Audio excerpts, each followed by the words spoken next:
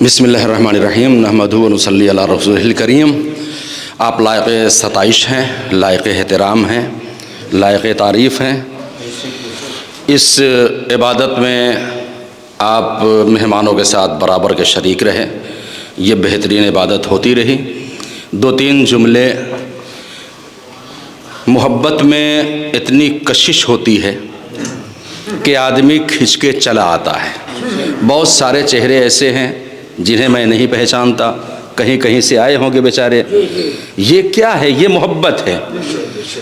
یہ اور بات ہے کہ کچھ رشتہ داری کی محبت ہو، لیکن اس سے بڑی محبت تو یہ ہے کہ آل محمد کا ذکر ہو رہا ہے۔ تو اور دوسری بات یہ ہے کہ ہم دنیا کے انسان ہیں، ہم جب کسی کو اپنا محبوب بناتے ہیں، کسی کو بھی اپنا محبوب بناتے ہیں، جس سے عشق کرتے ہیں، جس سے محبت کرتے ہیں، اس میں کوئی عیب برداشت نہیں کرتے۔ یعنی ہمارے محبوب میں کوئی عیب نکالے، یہ ہمیں کسی قیمت پر برداشت نہیں ہوتا۔ تو جب ہم گنہگار انسانوں کا یہ عالم ہے کہ اپنے محبوب میں ہم عیب برداشت نہیں کر سکتے، تو جس نے ساری دنیا کو خلق کیا ہے وہ اپنے محبوب کو عیبدار کیسے بنا سکتا تھا؟ وہ بے عیب تھا، اس نے بے عیب بنایا۔ وہ لامکان تھا، وہ نور تھا، اس نے نور سے بنایا۔ وہ بے سایہ تھا، اس نے بے سایہ بنایا۔ اپنے محبوب کو نور سے خلق کرنے کے بعد اس نور کے ٹکڑے کر دیے، اور جب ٹکڑے ہوئے تو پیغمبر نے آواز دی، انا والی من نور واحد، میں ایک نور تھا اور اس نور کے دو ٹکڑے کیے ہیں، ایک کو علی کہتے ہیں اور ایک میں نور ہوں۔ اس نور کی ایک کڑی ہے حضرت امام جعفر صادق علیہ الصلوۃ والسلام، یہ جن کا ذکر ہو رہا تھا۔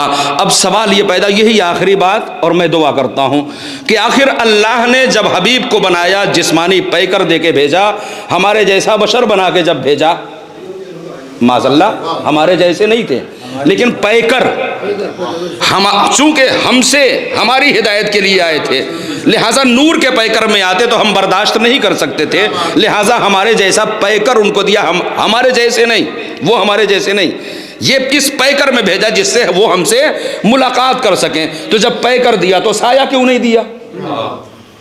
ظاہر بات ہے۔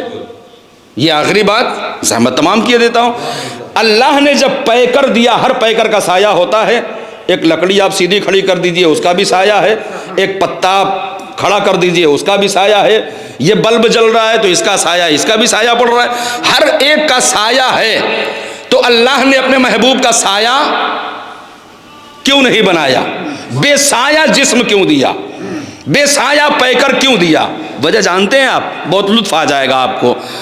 وجہ یہ ہے کہ میں نے ابھی کہا کہ جب ہم اپنے محبوب میں عیب برداشت نہیں کرتے تو اللہ اپنے محبوب میں عیب برداشت کیسے کرتا؟ جانتے ہیں آپ، سورج پورب سے نکلتا ہے، پچھم میں غروب ہوتا ہے، جب وہ نکلتا ہے اور آپ پورب کو جا رہے ہوں تو سایہ پیچھے ہوتا ہے، اور جب پچھم میں آ جائے اور پچھم کو اور پورب پچھم کی طرف جا رہے ہوں تو سایہ آگے ہوتا ہے۔ جب سایہ آگے چلے گا تو آپ کا قدم اس سائے پہ پڑے گا، پیچھے رہے گا تو پیچھے آنے والا۔ اللہ کو اپنے محبوب کے سائے پر بھی پیر رکھنا کسی کو گوارا نہیں ہوا، ایسے محبوب کو رسول کہتے ہیں۔ اس کی محبت میں آپ جاگ رہے تھے۔ اللہ آپ تمام لوگوں کی دنیاوی اور تمام نیک حاجتوں کو پورا فرمائے، اور جتنے لوگ اس بزم میں شریک ہوئے، جتنے لوگ محفل میں آئے، سنے، آل محمد پہ درود اور شاعروں کو نوازا، اللہ ان کے گھروں کو آباد رکھے، شاد رکھے، بہار رہے ان کے گھروں میں، اور اللہ ہر قسم کے بیماریوں سے نجات دے، وبا اور بلا سے محفوظ رکھے، خصوصاً دور حاضر میں ظالموں کے ظلم سے ہم سب کو بچائے رکھے۔ اور ہمارے رضا صاحب جو بانی محفل ہیں، بانی محفل تو یہ نہیں ہے، یہ ایک ذریعہ ہے، بانی محفل تو ہمارے آخری امام ہیں۔ خدا ہمارے رضا صاحب کو سلامت رکھے، صحت و تندرستی عطا فرمائے، اور آپ کی بستی کے حساب سے ظفر بھائی نے اعلان کیا تھا، علی جناب مولانا نذیر حیدر صاحب قبلہ کی طبیعت بہت زیادہ علیل ہے.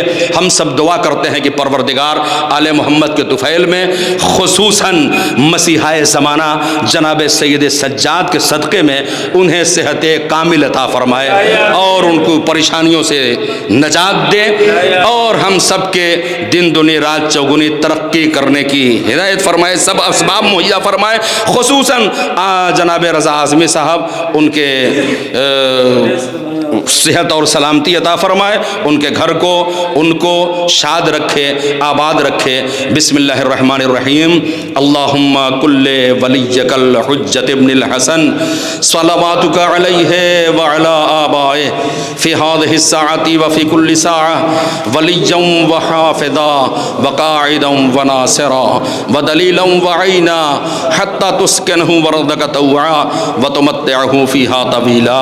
اللہم صلی علی محمد وآل محمد